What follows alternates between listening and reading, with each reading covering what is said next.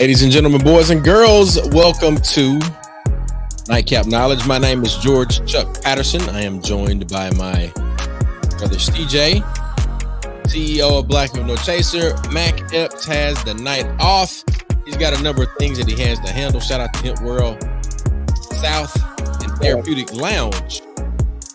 Got a great show. We're talking election 2024, the road ahead, and we're going to do a little discussion about the BET Awards. The homie CJ is here.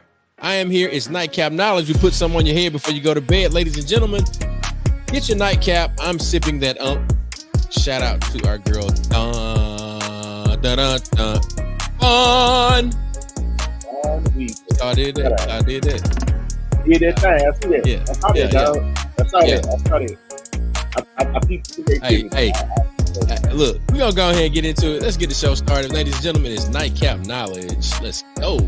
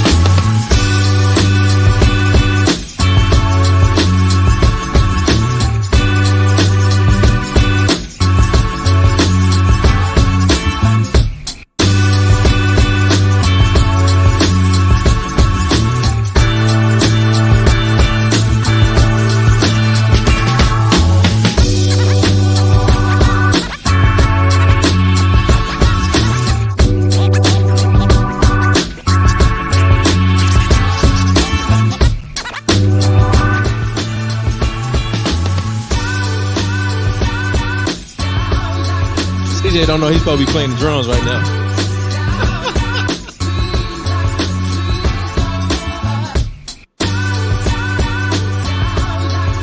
It's all good.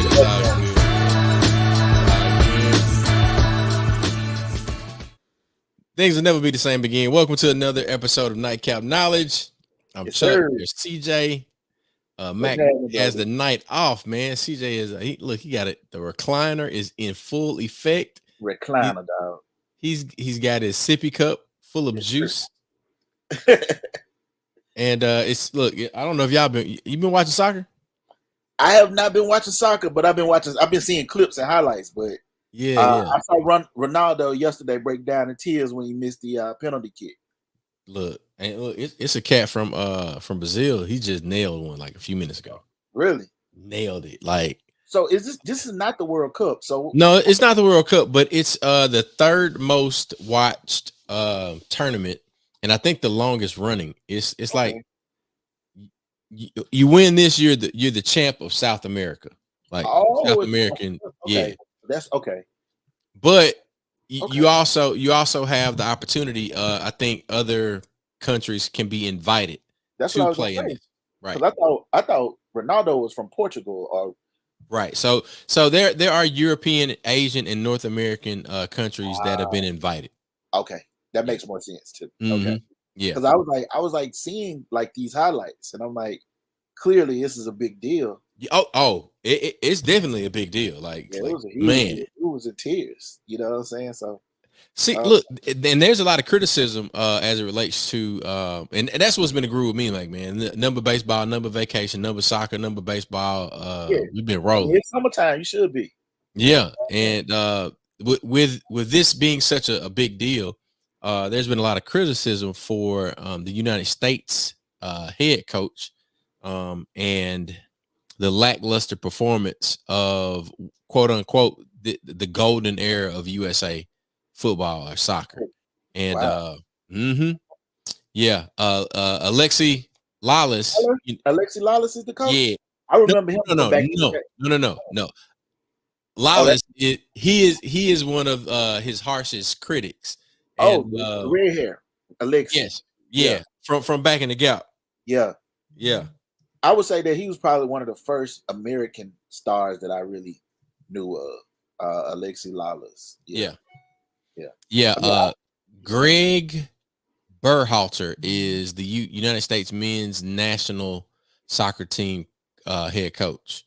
And he was under a lot of scrutiny yesterday when the U.S. lost.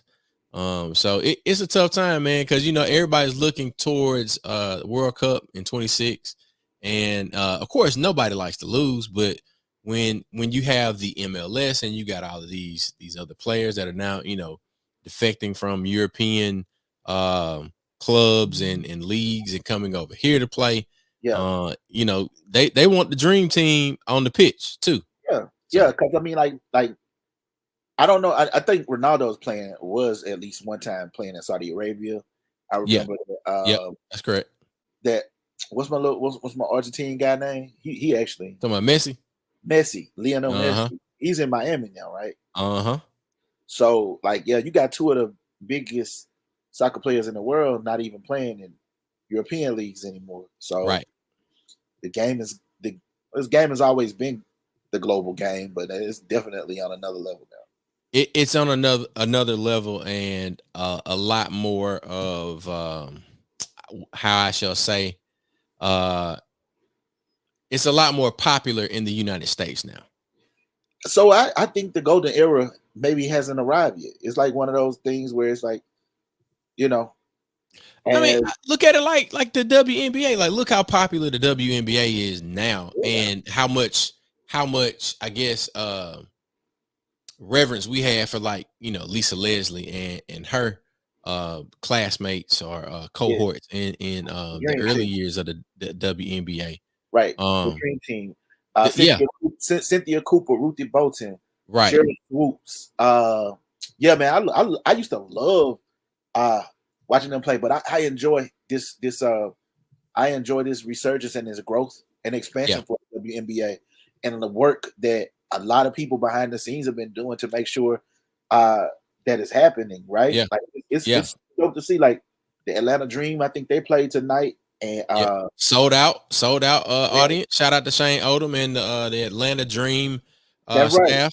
Yeah, and the Indiana Fever with Caitlin Clark, they playing the Las Vegas Aces and Asia Wilson tonight, like on ESPN. Like, so I'm tapped in. Like, I'm checking my scores while we talking, dog. Yeah. Well, look, definitely do that. The Brazil and Colombia are tied up right now. We're in the 46th minute of this match, and I mean, it's 1-1. Brazil scored one, Colombia got one, and it's definitely going to go down to I'll probably say 3-2 type of situation. Yeah. Okay. Yeah. So, man, look, I know that you've been tagged in a number of posts, and there have been people asking for clarity. Yes, sir. And what I mean by clarity in a number of things. So it's election season, and I will always say that it is always election season. Election season is a year-round sport. Participating in elections is a year-round sport. I don't want you to think like you get to a certain point and then you can take a week off. Like, nah, this ain't no off season like baseball, football, basketball, soccer, whatever. Like, being involved in your community is a year-round. It's a daily thing. So you got to train for it. You got to prepare for it. And if you stay ready, you ain't got to get ready. They're right, dog. Come on, man. So as somebody that's always getting asked about certain questions. And then, also it's Freedom Summer, the 60th anniversary of Freedom Summer, and we're doing registration, education, activation, and demonstration all over the state of Mississippi. We've been in a number of places. So Bassville, Hattiesburg, Jackson, Canton, Gulfport, Biloxi, Macomb, Magnolia, a lot of different places that you've seen that Mississippi move and the Black Men Don't Chaser banners popping up. CJ, can you talk to us about some of the questions first that you've particularly been asked, like via social media, and then that way that'll give us a chance to top some of this stuff up and then pump it out via Instagram tomorrow. Absolutely, bro. So a lot of questions lately have been about many of the decisions that the Supreme Court has been making. So we're talking about, I know we talked about localized politics, voting at state level, voting at local levels. When it comes to the national level, and particularly things like the presidency, what we really understand is that these days, in my humble opinion, one of the most important things that the president, whomever he or she is making the decision to do is decide who is going to be appointed to the Supreme Court, right? Like, so they gotta go through Congress, gotta be receptive by Senate, but ultimately, right now, the highest court in the land is making all of the decisions that have the potential to permanently impact us. Right. For years. On a multitude of levels, right. Like years upon years upon years. So many of the questions that I'm getting is about that, man. Like, currently the Supreme Court has what I would call a supermajority of conservatives on the court. You see a lot of 6-3 votes, which I would say is decisions made along ideological lines, or lines that are in alignment with what their respective political parties typically tend to have on views of things. So recently, we had the decision to come down where they were essentially trying to determine whether or not Trump, when he was president, was within his rights to act in certain manners, or if he exceeded the scope of his presidency and doing some of the things that he did. The decision that was made was very confusing to some people, in that it seemed that they were leaving the door essentially open, or leaving the decision open. But if I could, I'd try to just break it down a little bit to make sense of what happened the other day in the Trump decision. So essentially, we know that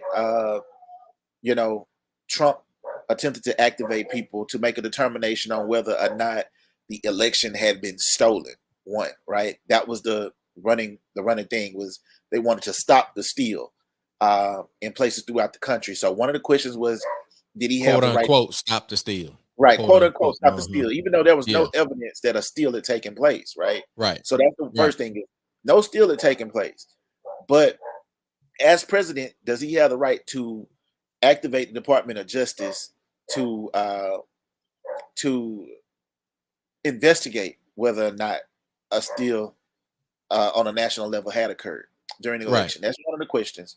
Another one of the questions was, did he have the right to request or insist that Mike Pence, as vice president, not sign the form that essentially confirmed Mike Pence was the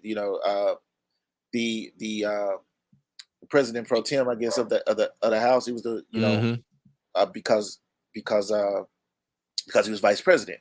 Correct. So in that capacity, he signed off confirming that Biden had won the last election and that the electoral votes had gone to Biden. Trump was requesting, or essentially insisting, and became irate when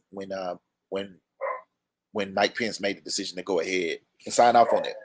Now, the Supreme Court ultimately decided 6-3 in favor of, let me not say in favor of, but saying that Trump does have some rights and there's some other things that need to still be assessed through some of these state cases that are hovering over his head. Does he have immunity in some instances, or should he be arrested or treated as any other citizen would be for some of the issues that he dealt with? I would say that what the court decided yesterday was that there are some procedural things that Trump would have the right to do in his capacity as president. As a president, Trump has the right. Procedural things. Procedural, right? Which is different from a substantive thing, right? A Okay. procedural thing is a part of a process, right? Like it's a part of this process. It's a procedure. And so you have the right in your capacity as president to do this because a president has a right to do this thing. For example, a president has the right to order an investigation to be conducted from the Department of Justice, right? So that's something that a president has the right to do. The president has the right to request, if there is a belief, if there's a sincere belief that there has been nationwide tampering that took place during the presidential election, then the president, in the capacity as president, would have the right to investigate that. However, and procedurally, that makes a lot of sense, right? Right. I get that. Right. However, the president would not have the right to personally interfere with a legitimate election just because it didn't go his way. Because it didn't go the way of the president, because they're not acting in their capacity in the president. Right. In that moment, they're acting in that capacity as a candidate for president. In that regard, even though they're president. And so that's a distinguishing factor that still needs to be assessed by state courts, state level courts, like the state of Georgia, where Trump called and said, "I need you to find me 1,300 votes." Right. And shout out to everybody that's tuning in via YouTube, Facebook, and Twitter or X or whatever Elon Musk calls it. Shout out to y'all. Yeah. Shout out to y'all. So essentially, they were saying, you got the right to, as commander in chief, to order the Department of Justice to do something because that thing might affect the nation. You don't have the right to use the Department of Justice at your personal pleasure for the purpose of simply carrying out what you want to be the truth. Right. Like the Department of Justice can't find corruption that wasn't there when it comes to a national election. They can't find fraud or fake votes where those votes didn't exist, a stolen election where a stolen election did not happen. And the same, they essentially assessed the same thing as it related to his right to request of the vice president to do something, but not request that the vice president do something to the degree that, again, at this point is becoming personal in the regard that it creates the opportunity to a dictatorship. With that being said, it was obviously more lenient for Trump in that it did kind of expand how people can interpret what the powers of the president are and are not. And that's going to be a bit of an issue because confusion and ambiguity leaves room for other people to attempt to interpret and in their own way. Right. And attempt to prove that what they believe. Right. Until and it would have to come. That would then have to come again before the court to say, "Oh, wait, you can't do that." So that's one of the cases. I think what the Supreme Court ultimately was deciding was, hey, this is what we're going to speak to this as far as some of the powers that that we believe a person has as president, but we are going to also say that it depends is the answer that we're giving, and we will have to revisit it once whatever happens in Georgia happens, or whatever happens in some of these other states that he's got pending charges happen. I forget where he's been charged with, like, I think up to like 94 different counts. Obviously, he's already been convicted on 34 counts in New York State, and so This is, I mean, this is atrocious. right. So they're trying to determine if some of those charges that happened in Georgia may be limited by this decision, or if others may not be. Obviously, the charges that were related to him telling people to find votes are still charges, Right. and they still are actionable and prosecutable type of offenses. So Find me some votes. that's Trump. Right. Another big case that just took place that also had a 6-3 vote was Chevron. Yep. Now, the Chevron case is a case that not a lot of people know about. If you are like a constitutional law buff, then you'll be familiar with it. If you are, if you live close to where Chevron plants are, yeah, or if you are work for a governmental agency, you may be familiar with it. And essentially, what we need to understand about governmental agencies are the Environmental Protection Agency, the FDA, the EPA, FDA, all of the FAA, the Federal Trade Commission, all of these things that we are familiar with that bureaucrats essentially run are run by experts who are appointed by the president, right? And so what that means is that a president gets to appoint, each president gets to appoint their respective people to function in these capacities, right? And so the rules might change a bit when a new administration appoints new people to be their secretaries or to be a part of their cabinet, to execute in this capacity, but they are all experts in their own right. Or at least should be.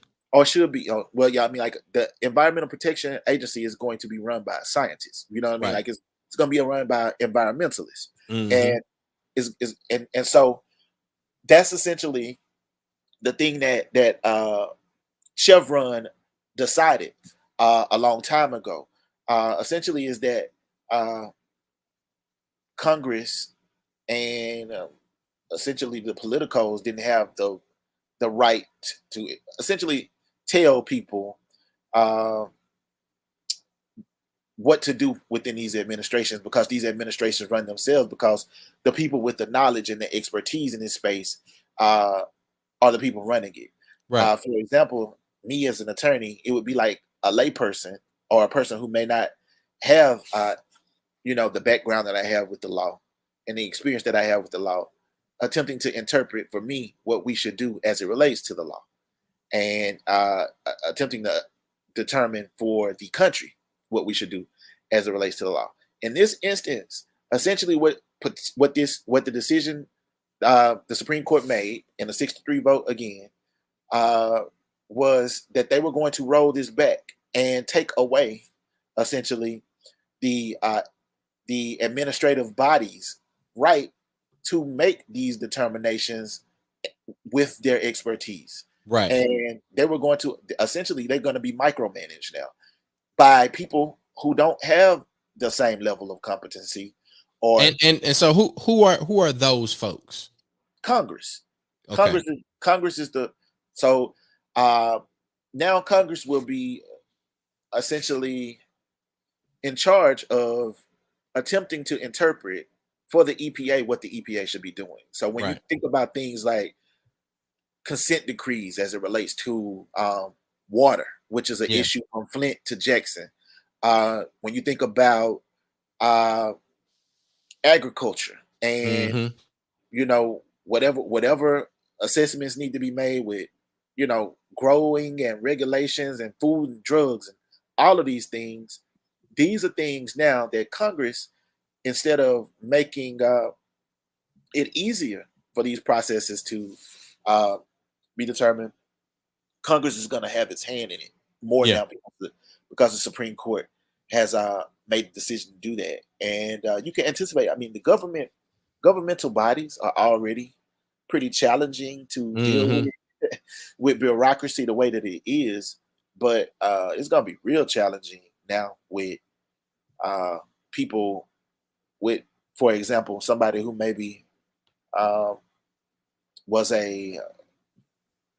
It's gonna be difficult for a lawyer to be telling an environmentalist what to do. It's gonna be difficult for uh, a, a doctor to tell people who work with money what they should be doing, Yeah. and vice versa. Yeah. And I get what you're saying about the like the bureaucracy and the difficulties in I mean, for instance, like let's boil it down to where a person encounters bureaucracy. Mhm. You're a veteran and you need to deal with folks at the VA. There is an enormous amount of bureaucracy and paperwork that goes along with attempting to access things that you are quote unquote um, owed Right, from your service as a veteran. right. Even with Medicaid and Medicare, you talk about healthcare. So, what does it look like for a person to get those benefits? That's bureaucracy, right? Right. So Social now, Security. oh man, I mean, do we still have that? Like Yeah, for real? I mean, technically, they still Tech- take it out. yeah, they still taking it out, but you know what I'm saying. You know what I'm saying. I do know what you're saying. I do. Um, I know we gonna but steal it. yeah, that's a whole nother like I'll drink to that. Tonight's nightcap brought to you by Green Juice and Uncle Near. Shout out to Fun, Sister Fun. Like she's been killing it on social media. So I look Phone Weaver. yeah. Yeah, man. So the thing that is very evident to me is that the decisions that are being made are not about well-being, but it's more so about power and the work that can be put in by the folks that Yeah. have been elected um What? by an uninformed or a community that is only concerned with the oppression of a particular subset of the overall population. Yes. I think it's really important to understand that Trump appointed 3 other justices that are currently sit on the Supreme Court. Mm-hmm. Uh, I think Clarence Thomas was appointed by the first George Bush, and I think H. and HW, and I think Yeah, but one or two others were appointed by George W. W. And you know, everybody else was appointed either by Obama or Biden. Ketanji Brown Jackson is the only one that was appointed by Biden. So understanding that, and we know that Obama should have gotten the opportunity to appoint one more, but they blocked it. Right. Mitch McConnell refusing to allow him to bring forth the person who currently sits on the as the head of the Department of Justice now. So these are things these are dangerous and long-term decisions that are being made. Like these things, and it ultimately it stems from the decisions that we make to vote or to not to vote at the local level. Yeah.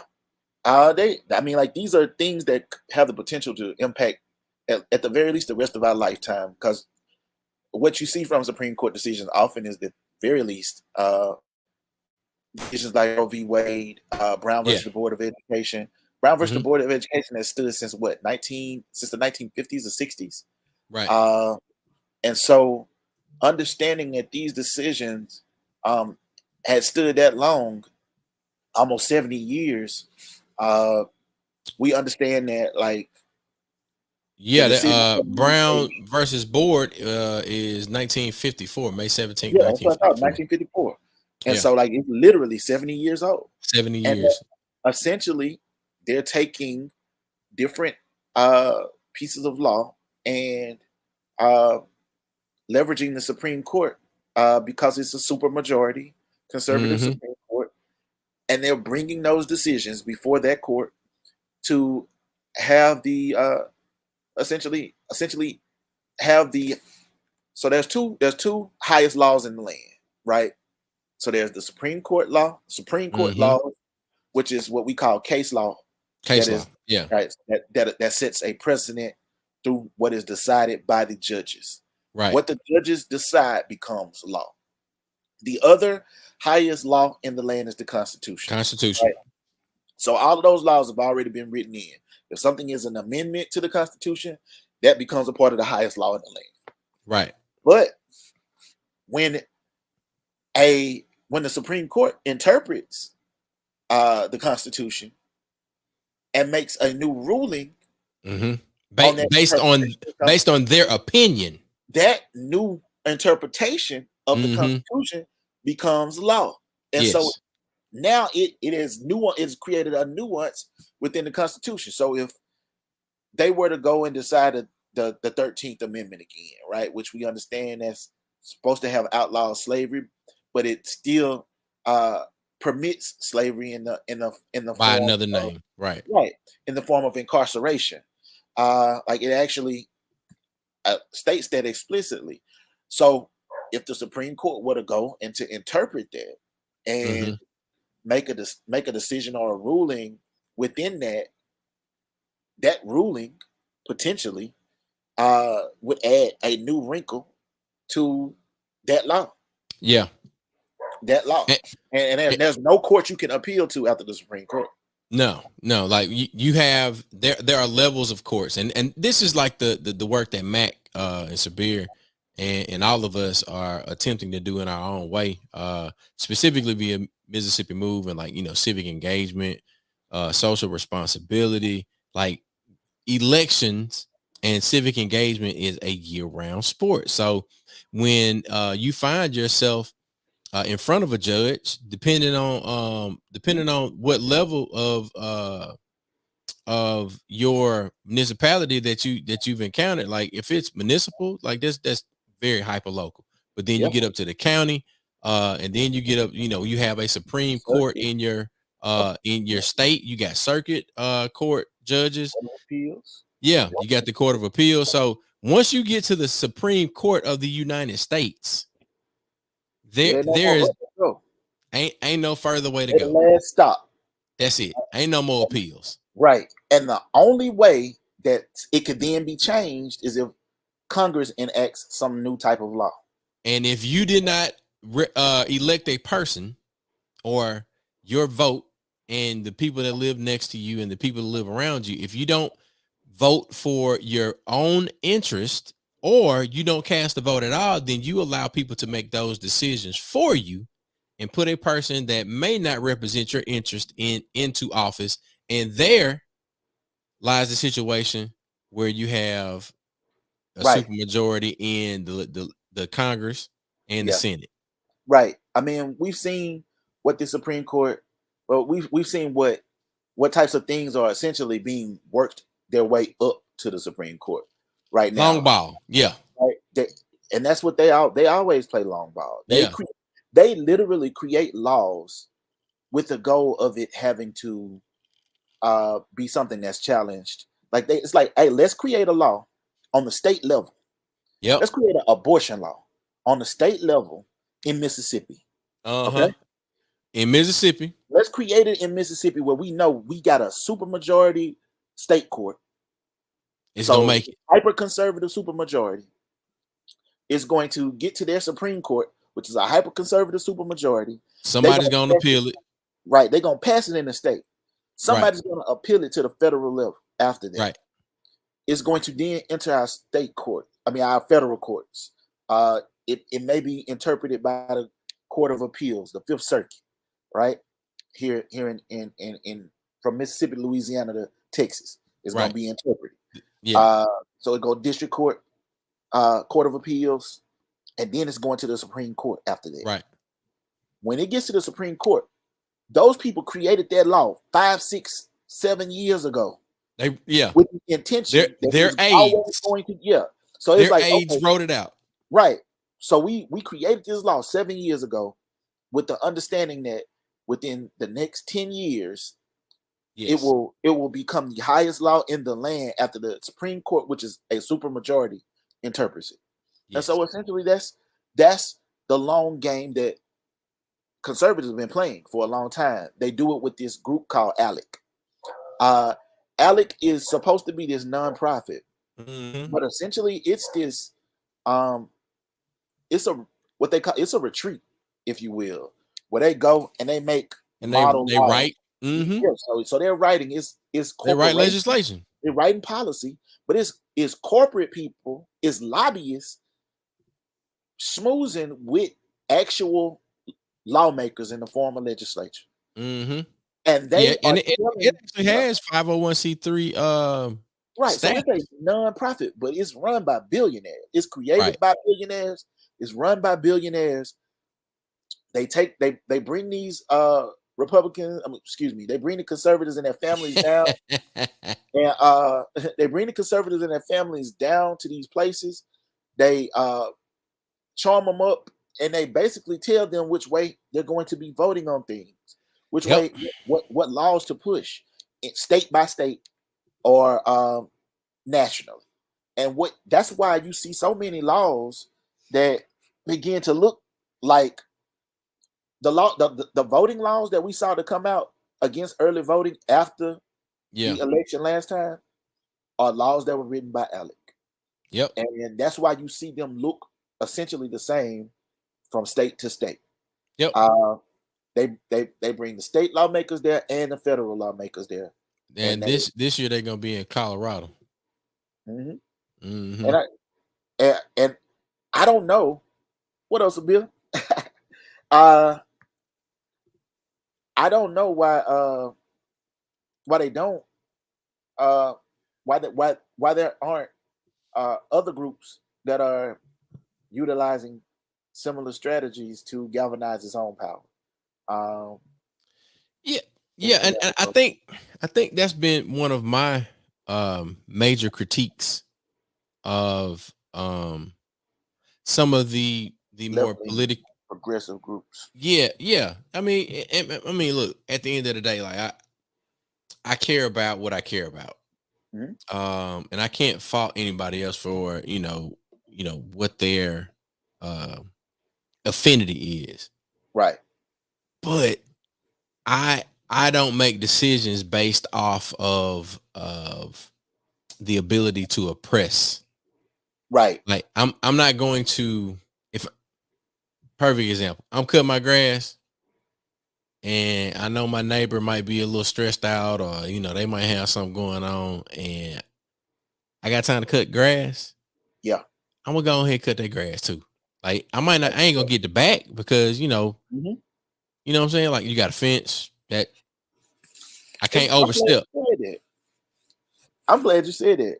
If you look at the state of Mississippi, which is one of the 8 mostly southern states that has failed to expand Medicaid, right? For example, failed to accept over $4 billion in federal funding that literally is not costing the state a dime. The state of Mississippi refuses to accept and receive Medicaid or expand it, even though it's been something that's been trying to be expanded for over 10 years now. For over 10 years now, bro. They've refused to expand it because they look at it as a handout, a government handout. They want people and have continuously referred to it as Obamacare. Yes, I mean, and that's essentially what it comes down to. Is they don't want to expand it because it would essentially have to acknowledge that essentially Obamacare was a good piece of policy that could help people and could help the hospitals. It was not until this year that conservatives in the super majority state Mississippi even considered doing it. And the only reason they consider doing it now is because businesses are telling like, man, we losing money. Yeah, like we ain't coming, we not bringing people there. To Amazon ain't coming here if you can't keep our people healthy. Because like, what's the point? We don't want, if you ain't got no hospitals that our people can go to, why are we bringing people to Mississippi to get sick and not be able to be cared for? So all of a sudden now you see a scramble around education and funding it. You see a scramble around but it's only because the dollars are saying to it to do that. My bad, man. I think I keep getting Nah, texts. it shout out to the BWNC founders, Tyson and Cirillo, CJ and I. Tyson's still working on some stuff, so Yeah. I don't know if TY. I'll text TY right quick and let him know that we Okay. are live right now. But you Yeah, keep going on that because it's definitely it's something that it hits home for me, man. Because I mean, you and I we work for ourselves. It's difficult to get health coverage for you. Think about if you had a family. right. Lord have mercy. Yes, man. And that's the thing, man. Like when I was for the last 3 or 4 years, I've been going in and out of the hospital with my mom. Yep. And as each year progressed, from COVID to 2023, when my mother actually passed, the hospital's capacity to be able to handle patients was reducing each year. Nurses were having 15 to 20 patients apiece.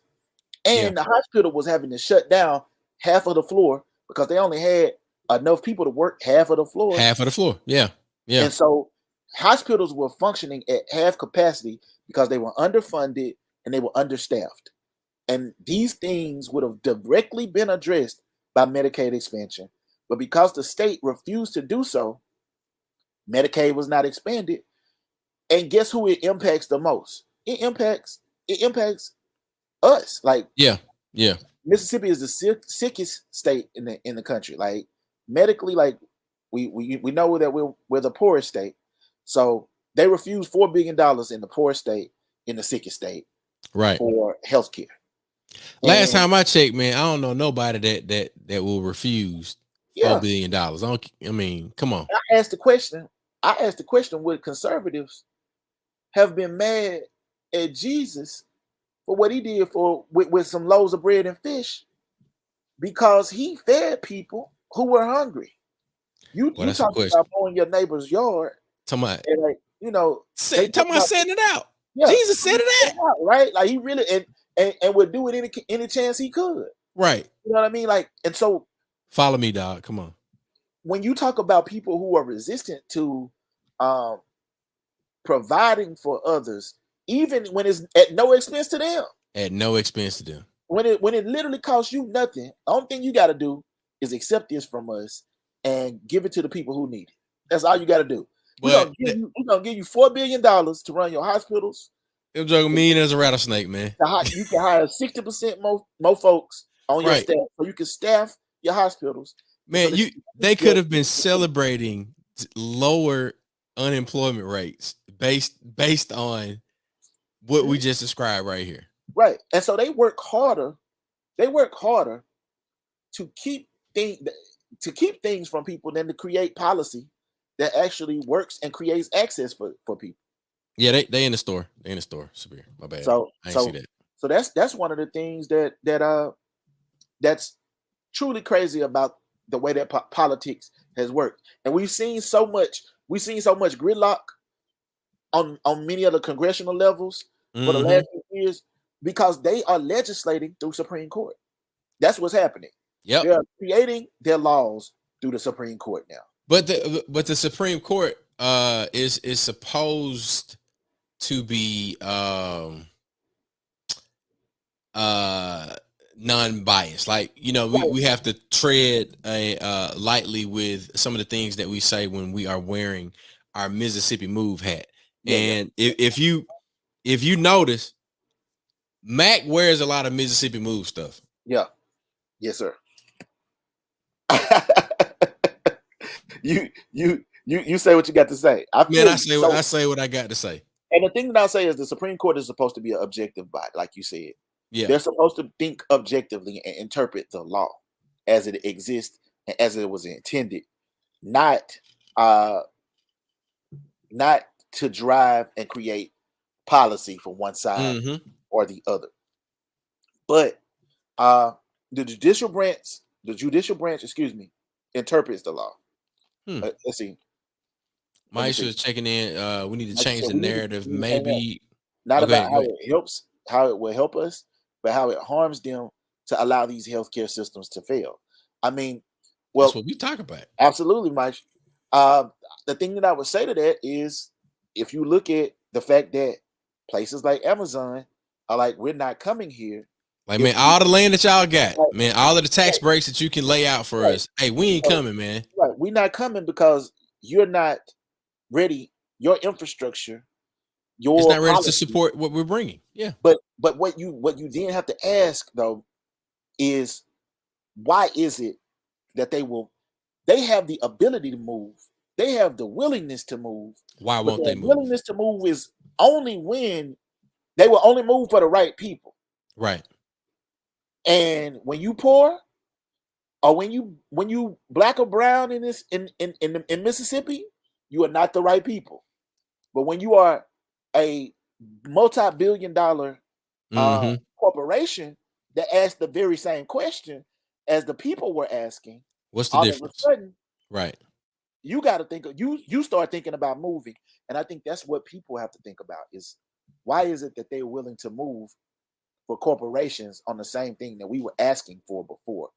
When doctors were asking for it, when hospitals were asking for it, why is it that they were willing to move and to I move guess them? it's the same question that deserves to be asked as it relates to why don't you trust scientists to run the EPA, or why don't you trust Mhm, the financial experts to run the Securities and Exchange Commission, or mhm. all of the government entities that Department of we Treasury, right? yeah, right. Like so exactly, Chuck. Like that's essentially what we have to start asking ourselves is like, well, if we Who do were you to talk about love? if we were to talk Are about you for how sure? right, if we are to talk about how it harms them, the thing that the thing that they interpret it as is, if it's more black and brown folks dying as a result of us refusing to do this, it ain't harming us that bad. We, Now,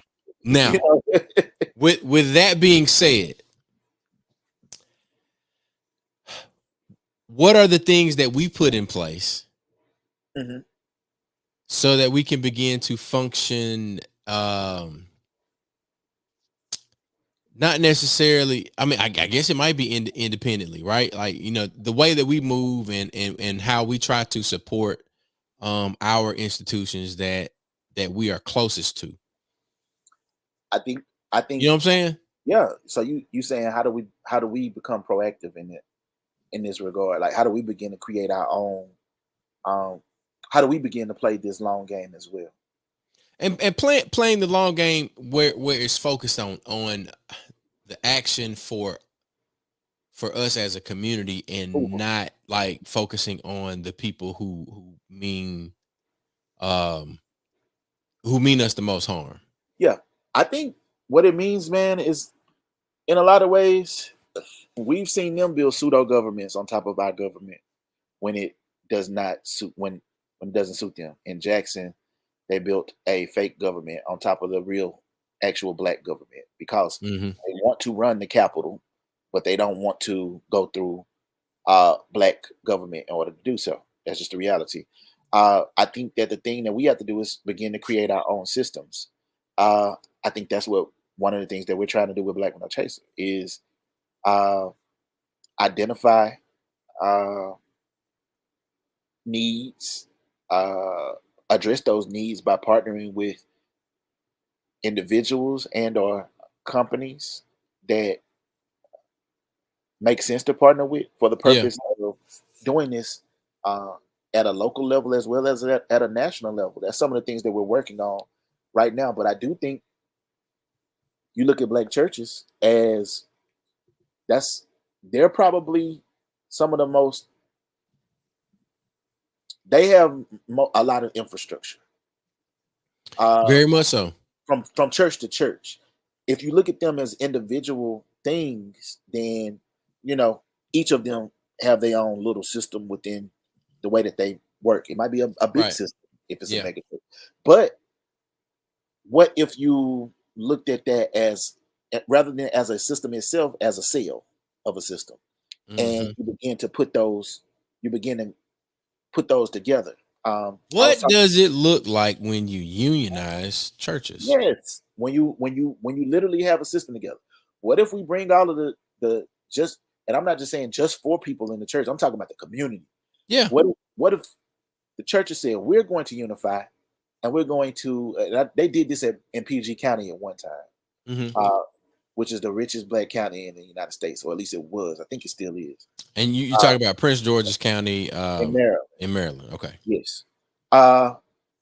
Where they were leveraging where they were going to be making their deposits, their bank deposits, as a church. Why is that so difficult for us in the deep South?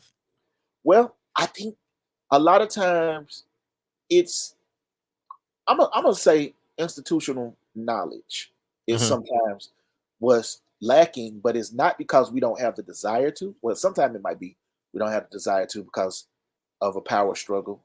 But I think most of the times it's because the desire hasn't been cultivated. Yeah, like not knowing that the systems exist or could exist, Yeah. or not necessarily leaning into the imagination that is required to create those systems. So I don't think it's like that we don't want to in the Deep South. I think it's that just maybe either we haven't thought about it or we got so much shit that we dealing with that it's not. But let's talk about that. Let's workshop that for a minute. Okay. That's an easy win though. So I'm looking at it like this. I had a conversation. We did a baseball meeting yesterday. Shout out to Prime Baseball, Coach Marcus Whitfield, yes, Coach sir. Tan, Coach Dex. So Coach Tan was telling me, he was like, "Yeah, man, I talked with this guy. And he got me a cheaper rate on my insurance, on my car insurance, and my not health insurance, but my home insurance." And I said, "Really?" We started talking it. So I'm thinking about it from the standpoint of that's an easy switch when you start talking black block to move as a block. Like, let's say, all right, all of the parents, we gonna hit this dude up, and we gonna all go to the. And I'm not saying that's what's happening, but you shop for car insurance every year, maybe every 6 months, depending on how you pay it. Like we pay ours like every 6 months.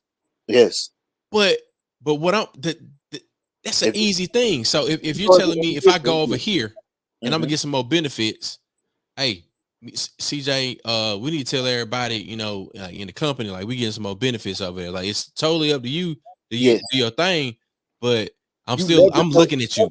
You leverage your black power. That Come way. on, man. So what you're saying is essentially, hey, bank, my church, our churches combined, let's just say it's 80 black churches in the area, and just in Hattiesburg.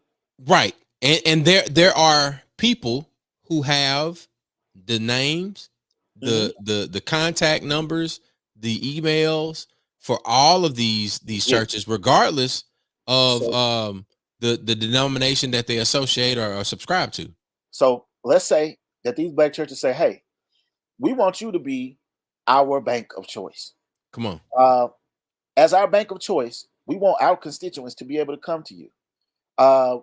We have black business owners within our communities. The black business owners that are within our communities are going to need a fair shake at being able to access loans, grants, opportunities in order to be able to activate and advance their businesses. When they come to you, because we have selected you as our bank of choice, we expect. These are the things that we expect.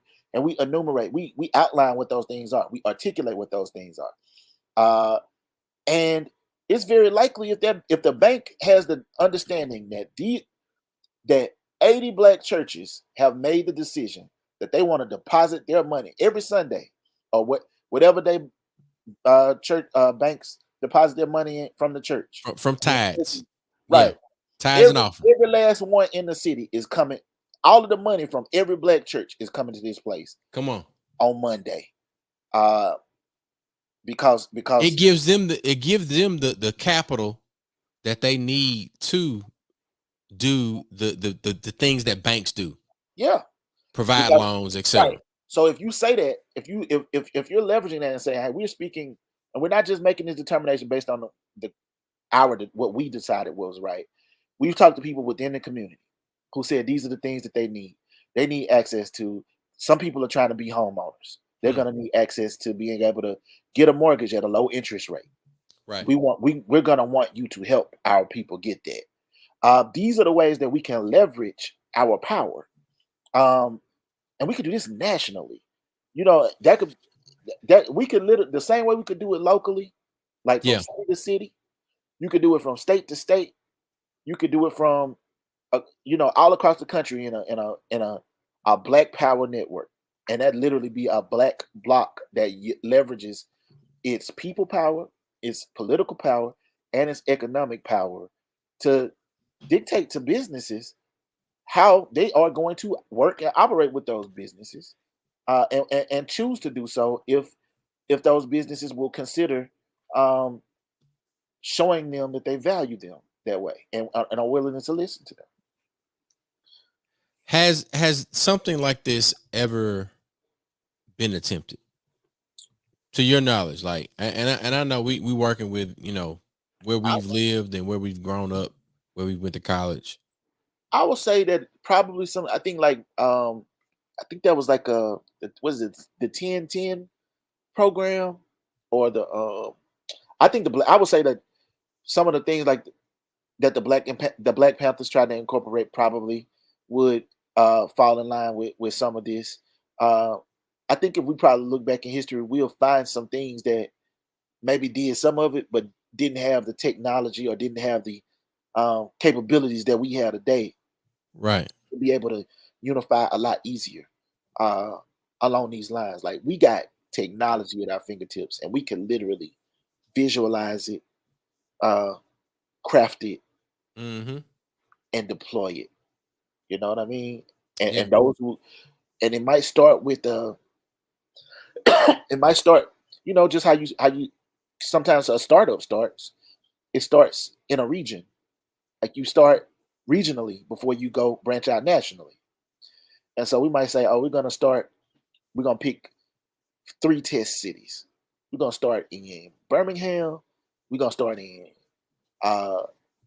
Jackson. We're gonna Right. start in New Orleans or Memphis or wherever. I'm just naming Mhm. places. We could say the same thing. We could say test states instead of test cities. Right. And we begin to cultivate those ideas there at those levels. And we don't even have to be. I think one of the things it used to be, hey, be secretive about this. Move in silence and this. Yeah. I'm like, you don't Yeah. gotta do it. Like, fuck that. Like, that's just my opinion, bro. You don't Yeah. have to do it. Like, I understand, I get it, but the reality is they not moving in silence about shit. They man, move look. real loud with. Hey, look, Mike used to say, "Come on, let's create a Thundercats party." Yeah, like, so I mean, like, that's the groove. Like, I mean, like, it's literally the black bloc, but it's the politics, as far as the politics kind of is ingrained in it. Yeah. If you begin to do the hyper local work, Right. then the politics will come along with it, because now you already got this centralized body that you're talking to, that you're dealing with. Now y'all could talk about, hey, how y'all feeling about this local election? Who should we be looking at as a person that, because we can, the same way we leveraging our economic power, we can leverage our political power. Right. The same way we can say, I got like, I'm using Hattiesburg as an example. I think it's got about 40 to 50,000 people. Mm-hmm. Of that 50,000 people, maybe 30,000 are black. Yeah, probably. It's probably about 45, 50%. It's probably 50%, 55 to 45. 55% black, 45% white. Okay. So you could say, hey, this is what we want to do with our political power. Like, because we got a block that we are considering. And it's not that we telling you got to vote this way because of the block, but at least we can have these conversations with each other because the block already exists. Like, you have things like, you got organizations that exist already, but I think that what we're talking about doing, it can require some bold thinkers and some bold people that are willing to challenge and demand some of these things. So So look, with that being said, man, like we've got some potential opportunities, and I'm Mhm. saying potential opportunities. And I mean, like the energy is already there. Like kinetically, like this thing is in motion. Yes. There are developments being erected. Hmm. There are properties that are being purchased. There are businesses that are being built. There are transactions that are being facilitated. Now, all that to say this, it looks to be that we can we can focus on, like, make it easy, right? Gulfport, Hattiesburg, we got Magnolia, Macomb, um, Hmm. Canton, Jackson, and Lexington. Vicksburg, probably. Yeah. Probably Vicksburg, right? Um, I I'm up. I'm of the opinion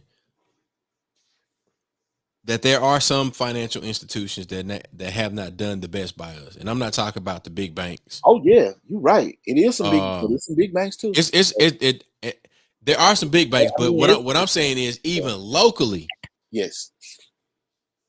Hmm. there are some financial institutions that have not served the best interest of Mississippians. Yes. Now, there are some new players in the state, because we've been talking about banking. Yes. And for the record, this is me just, like, just putting it all out there. Um, for my businesses, I function with Novo. Okay. Which is is that a digital bank? It's so it's the fintech facing side of Middlesex Federal Savings and Loan. Okay. Right now, what I've had more ease of use with Novo than I have had with Hope Federal Credit Union, or Hope Credit Union. Okay. I also have accounts with Hancock Whitney. Yeah. Um, as a collective, we've done business with Bank Plus and Wells Fargo. Okay. Hmm. I think we lay all of those folks out on the table, Yes. and we do the analysis, and we come up with a collective understanding of the benefits of each particular entity, and we say, well, look, we could do a pitch deck. Hey, Mhm. look, hey, this is what we thinking. Yes. Hey, Hancock Whitney, how you doing? We us, we know who y'all are. Y'all know who we are. This is what we thinking. What you think? Yes. And I think Cadence Bank, we get him a shot. Renaissance. Uh, Uh, there's I think there's a new one called is it South. It's not South Trust. it's I think it's SunTrust. Yeah, it's Is another it one. SunTrust? It Southern used to be. Bank, I know. Southern Bancorp is one, Yeah, and they got a that, place. but that's something different from Bancorp South, Yes, it's different from Bancorp which South. is they turned into Cadence. Cadence. Yeah, Yeah. they got bought. Okay. So there are, yeah. I mean, I think we're right on the money. Like, and think about this. What you're talking about right now, by leveraging our economic power in that way, Chuck, we instantly grow our voice. And when I say we, I'm talking about all of us. All of us. Because Yes. if whoever's got the ear of the bank understands that the person that I'm talking to right now is coming to me not as a person with a few $1,000s, a few $100s, but literally every black person that they speaking for all of us right now. And I understand that means that's 10 million potential dollars Come on. that's flowing through I these churches I every year. I I That's know I know 25 that million, you know. if I had a bank, I would want an extra 10 Yeah, million in my bank. you would listen differently. They would listen differently. Like, I mean, like, and I think that's we're talking about just galvanizing our collective power. If if you think about it, it's doctors, it's lawyers, it's pharmacists, it's computer engineers, some of them that scientists that are attending these churches. That, but don't stop at churches. Do Greek letter organizations, and Yep. I think that the AKAs did a really good job of having they created their own federal credit union. But Yeah. I mean, like, And, still, and there are a number of us in the Divine Nine that right, have credit unions. credit unions. Yeah. These are ways that we think about our leveraging our power for not only our membership, or our our congregation, but we are leveraging our power for our collective community this way. Yeah. Yeah. Because now we're speaking and recruiting everybody, and we're thinking of now we can think about like the type of work we want to do, the type of developments collectively through our communities we want to do. But we also are thinking about the ways that we are wanting to challenge things politically, Yeah. because now we have unified our dollars in a way that some of the others have done so and are listened to differently because of it. Yeah. Yeah, man.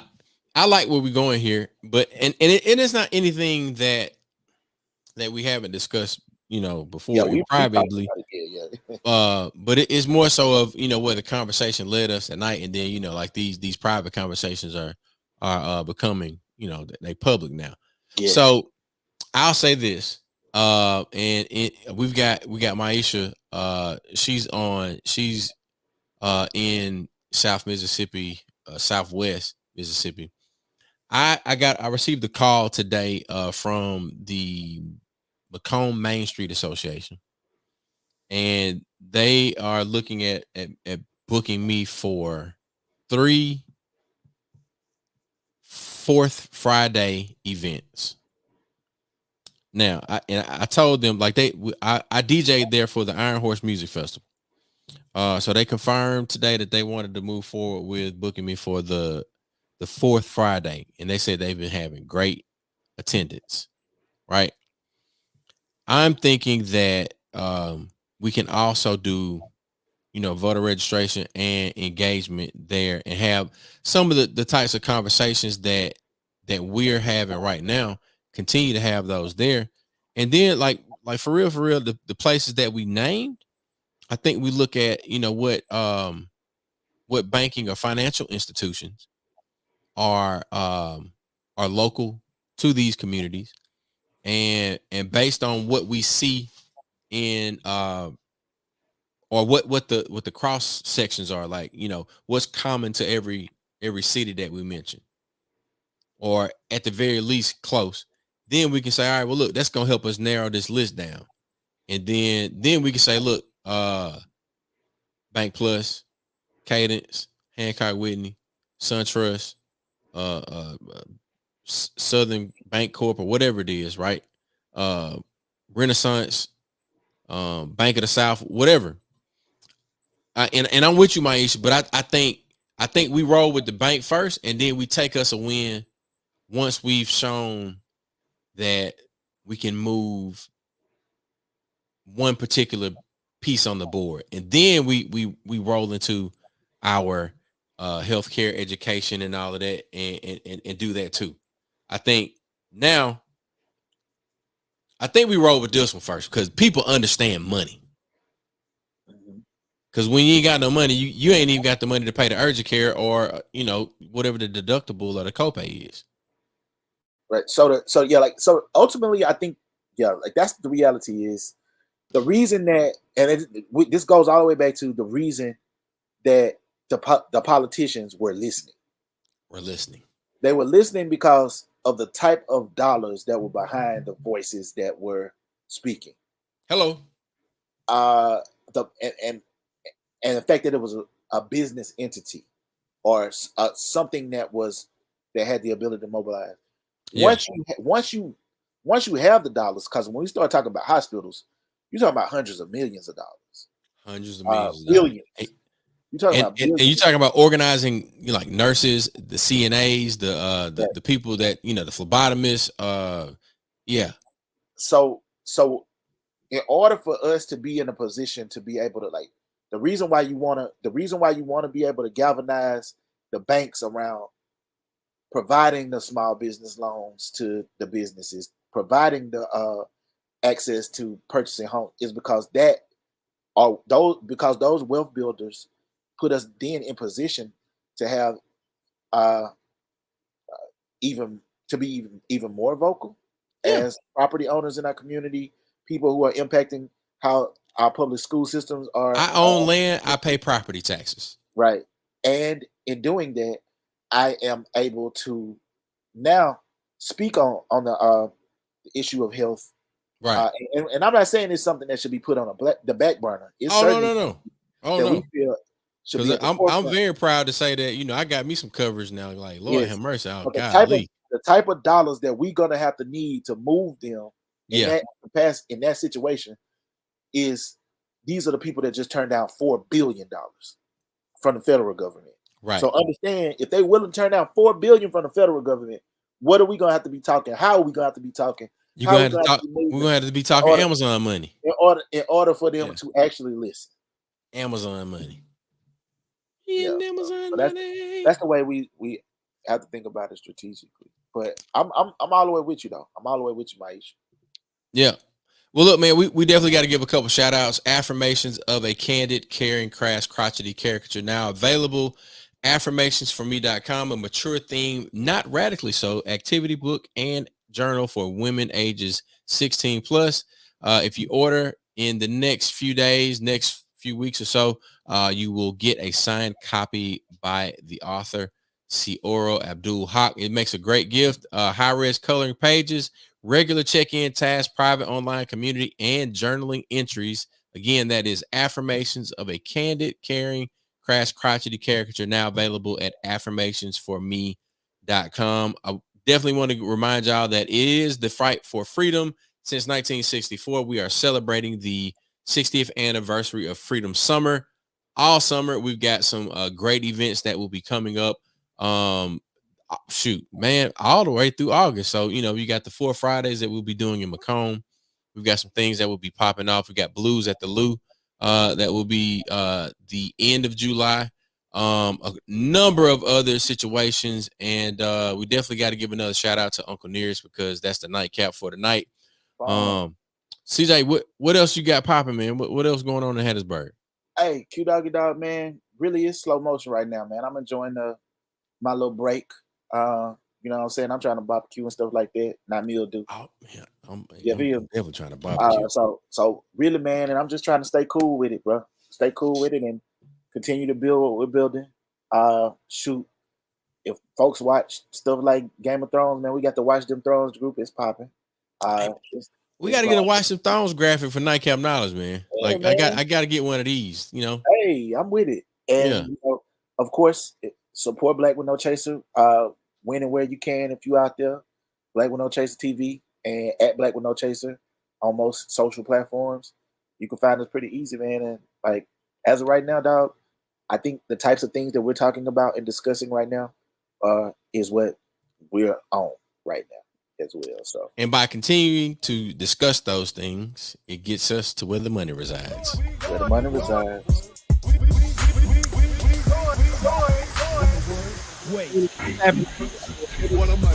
We'll see y'all every Tuesday, each and every Tuesday, right here on Black with No Chaser. This is Nightcap Knowledge, where we put some on your head before you go to bed. Make sure y'all going over this Friday and every Friday. Feel Good Friday, 2-for-1 slushies at Milk World South, there in South Jackson, Mississippi. Once again, we appreciate you.